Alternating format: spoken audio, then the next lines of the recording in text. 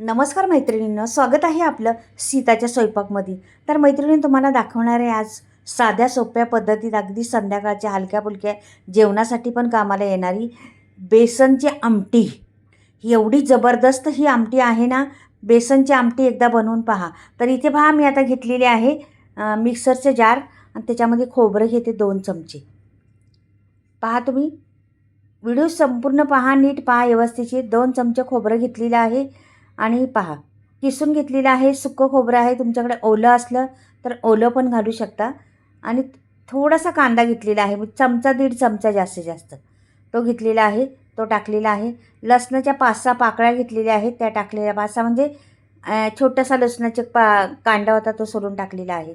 आणि कोथिंबीर घालायची, तुमच्या आवडीवर किती घालू शकता तेवढी घालू शकता कोथिंबीर, तसं काही नाही. आणि ह्याला वाटण आहे, हे वाटण वाटायचे आपल्याला बेसनच्या आमटीसाठी. तर पहा तुम्ही इथे मी वाटून घेतलेलं आहे. थोडंसं जाडसरच वाटायचं बेसनच्या आमटीसाठी. पहा बरं, हे बघा अशा पद्धतीने जाडसर वाटलेलं आहे. आता मी ही बाजूला ठेवते लगेचच. आणि ही फटाफट होणारी आहे, जास्त वेळ पण नाही खात, मस्त लागते खूप. भातावर, भाकरीबरोबर, चपातीबरोबर, कशाबरोबर बी खाऊ शकता, एवढी जबरदस्त आहे. तुम्ही वाटीभर प्यायला घेतली तरी पण चालेल, एवढी छान लागते ती आमटी. तर इथे मी तेल घातलेलं आहे, एवढंच घातलेलं आहे. पहा आता जास्त तेल नाही वापरायचं, तेवढंच वापरलेलं आहे आणि त्याच्यातच मी बनवणार आहे. पहा तुम्ही मोहरी टाकलेली आहे. मोहरी छान फुलल्यानंतरच आपल्याला जिरं टाकायचं. मोहरी तुमच्या अंदाजावर तुम्ही 1 चमचा टाकू शकता किंवा 1.5 चमचा टाकू शकता, या पद्धतीने टाका. जिरं पण टाकलेलं आहे. दोन्हींना छान फुलून द्यायचं आपल्याला मस्त. हे बघा छान फुललं. ही आमटी कधीतरी तुम्ही बनवून पहा. आपण कुठे बाहेरून आलं तरी खरंच पटकनी बनवू शकता ही आमटी, एवढी घाईच्या कामात. आणि ही एवढी अप्रतिम लागते ना आमटी, एकदा बनवून पहा, कायमच बनवतच राहसाल अशा पद्धतीची आमटी. जास्त सामान लागत नाही, जास्त काहीच लागत नाही त्याला, पण सहज होती.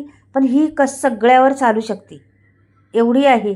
आपण संध्याकाळी कमी जेवतो, म्हणून त्यासाठी सुद्धा तुम्हाला उपयोगी पडणारे आहे. अगदी सकाळच्या पोळ्या राहिल्या किंवा भात राहिला थोडाफार, ती ही आमटी केली तरी चालू शकतो. म्हणजे कुठे पण चालू शकते ही आमटी, एवढी जबरदस्त आहे. तर मैत्रिणींनो, नक्कीच ही आमटी आवडेल तुम्हाला.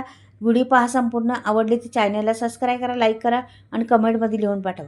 आता मी इथे कांदा घातलेला आहे. पहा, एक कांदा मोठा कापला होता, थोडासा मी वाटून टाकलेला आहे तिकडे आणि थोडा इथे टाकलेला आहे.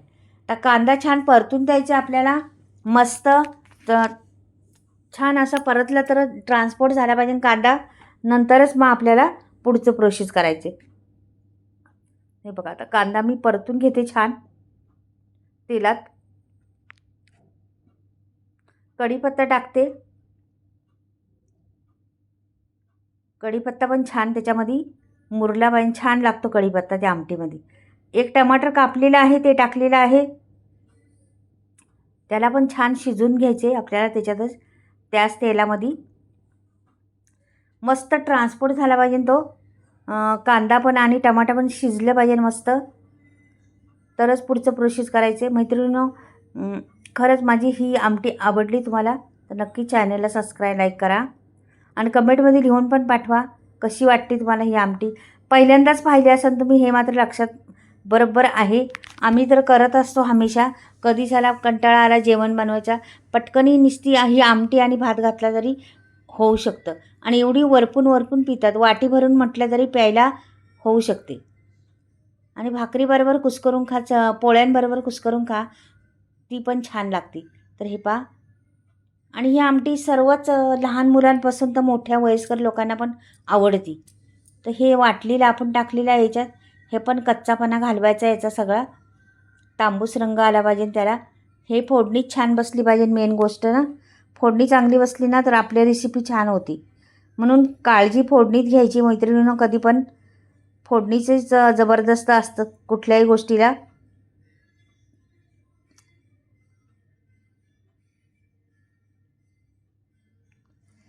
हे बघा छान मिनिट 2 मिनिट आपल्याला छान परतायचे. आता छान लालसर झालेले आहे.